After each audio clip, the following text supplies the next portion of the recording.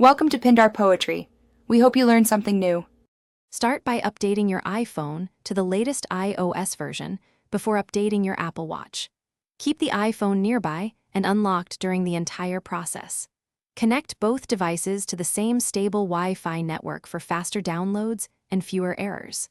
Place the Apple Watch on its charger and ensure it has at least 50% battery before installing. Keep your iPhone connected to power if possible while downloading the update. Close large apps and sync important data to iCloud. Open the Watch app on your iPhone and tap General, then Software Update to begin. If the Apple Watch runs Watch OS 6 or newer, you may update directly on the Watch too. Tap Download and Install, then enter your passcode when prompted to authorize. Keep the watch on its charger and keep the iPhone nearby until installation completes.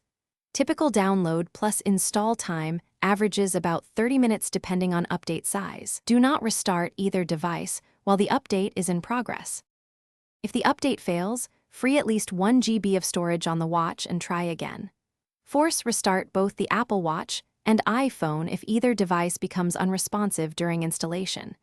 Ensure both devices remain on the same Wi-Fi network and close to each other throughout retries. If problems persist, unpair the watch from the iPhone and then repair to restore a fresh connection. After successful installation, open Settings on the watch to confirm the new Watch OS version.